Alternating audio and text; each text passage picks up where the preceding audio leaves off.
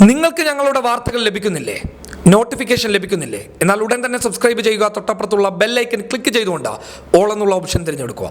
ഇത്രയും കാലം MLA ആയിരുന്നു. എന്നാൽ കഴിഞ്ഞ 4 മാസമായി ആ MLA പദവിയില്ല. ഇത് PC ജോർജിനെ ചിലപ്പോൾ മാനസികമായി തളർത്തിയിട്ടുണ്ടാവാം. ചിലർക്ക് അധികാരം നഷ്ടമാവുമ്പോൾ കടുത്ത മാനസിക സമ്മർദ്ദങ്ങൾ ഉണ്ടാവാറുണ്ട്. അത്തരത്തിൽ PC ജോർജിനും ഒരു മാനസിക സമ്മർദ്ദം ഉണ്ടായതുകൊണ്ടാവാം വീണ്ടും പൂഞ്ഞാറിൽ നിന്ന് മത്സരിച്ച MLA ആവണമെന്ന മോഹം PC ജോർജ് തന്നെ പറഞ്ഞിരിക്കുന്നത്. അല്ലെങ്കിൽ MLA അല്ലാത്ത തനിക്ക് ഒരു വിലയും കൽപ്പിക്കുന്നില്ല എന്ന് PC ജോർജിന് തോന്നിയതുകൊണ്ടാവാം. എന്തായാലും ഇന്ന് അദ്ദേഹം മാധ്യമങ്ങൾക്ക് മുന്നിൽ പറഞ്ഞത് പൂഞ്ഞാറിൽ നിന്ന് ഒരിക്കൽ കൂടി മത്സരിച്ചേക്കുമെന്നാണ്. അതായത് ഒരിക്കൽ കൂടി തനിക്ക് MLA ആവണമെന്നാണ് സാരം. പക്ഷേ ഇനി ഒരിക്കൽ കൂടി മത്സരിച്ച ഇത്തവണ തോറ്റതുപോലെ തോൽക്കാനും PC ജോർജ് തയ്യാറല്ല. പൂഞ്ഞാറിൽ ഇനി എന്ത് സംഭവിച്ചാലും താൻ ഒറ്റയ്ക്ക് നിന്ന് മത്സരിച്ച് വിജയിക്കുമെന്ന് പ്രഖ്യാപിച്ചുകൊണ്ടാണ് നിയമസഭാ തെരഞ്ഞെടുപ്പിൽ PC ജോർജ് പൂഞ്ഞാറിൽ നിന്ന് മത്സരിച്ചത്. പക്ഷേ തെരഞ്ഞെടുപ്പ് ഫലം വന്നപ്പോൾ PC ജോർജ് ദയനീയമായി പരാജയപ്പെട്ടു.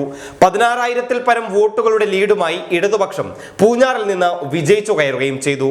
ഇനി ഒരിക്കൽ കൂടി PC ജോർജിന് പൂഞ്ഞാറിൽ നിന്ന് മത്സരിച്ച് MLA ആവണമെന്ന് മോഹമൊക്കെ ഉണ്ടെങ്കിലും ഇത്തവണ തോറ്റതുപോലെ വീണ്ടും തോറ്റാൽ തനിക്ക് വലിയ നാണക്കേടാകുമെന്ന് PC ജോർജിന് തന്നെ നന്നായി അറിയാം.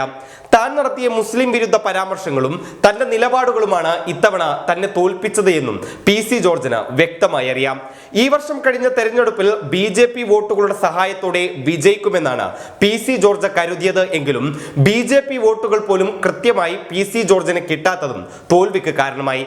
അതിനാൽ അടുത്ത തവണ, അതായത് 2026-ൽ UDF മുന്നണിയിൽ ചേർന്ന് പൂഞ്ഞാറിൽ മത്സരിച്ച് MLA ആവാനാണ് PC ജോർജിന്റെ ശ്രമം.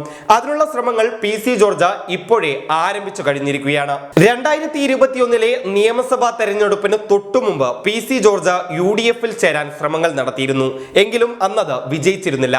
തുടർന്ന് UDF-ലേക്കുള്ള തന്റെ പാർട്ടിയുടെ പ്രവേശനം ചിലർ തടയുകയാണ് എന്ന് PC ജോർജ് നേരത്തെ ആരോപിക്കുകയും ചെയ്തിരുന്നു.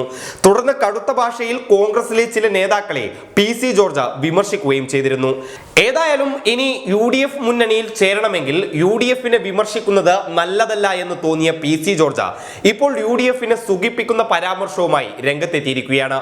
കോൺഗ്രസിലെ പ്രശ്നങ്ങളും മാറ്റങ്ങളും ജനാധിപത്യത്തിന് ഗുണകരമാകുമെന്ന് പറഞ്ഞുകൊണ്ടാണ് PC ജോർജ് ഇപ്പോൾ UDF-നെ സുഖിപ്പിക്കാൻ നോക്കുന്നത്. ജനപക്ഷം പാർട്ടിയുടെ ജില്ലാ കമ്മിറ്റികൾക്ക് താല്പര്യം UDF-ൽ ചേരാനാണെന്നും PC ജോർജ് പറഞ്ഞിരുന്നു.